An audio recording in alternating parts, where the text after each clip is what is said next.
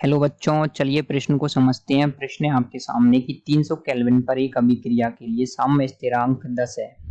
Delta G not का मान क्या होगा? आर का मान दे रखा है आपको माइनस आर का मान 8.314 joule kelvin inverse mole inverse.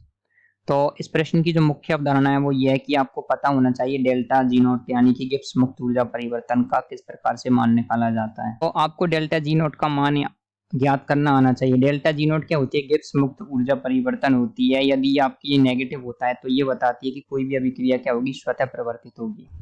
इसका सीधा सूत्र रहता है डेल्टा जी नॉट बराबर होता है आपके minus R T L N K, minus R T L N K क्या होता है यहाँ पर? क्या होता है आपके साम्य स्थिरांक। के का मान होता है साम्य स्थिरांक। एल एन का मतलब होता है लॉग बेस ई पर बेस होता है।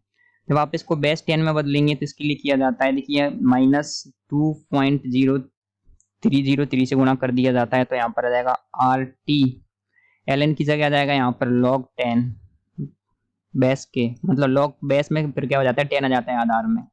तो डेल्टा जी नॉट का मान आप यहाँ पर निकालेंगे। देखिए इसका मान रख देते हैं माइनस के 2.303। आर का मान दे रखा है आपको प्रश्न में ऑलरेडी 8.314 इंटू टी का मान दे रखा है आपको 300 केल्विन, और के का मान कितना दे रखा है आपको? के का मान है 10, तो log 10 का मान कितना होता है 1।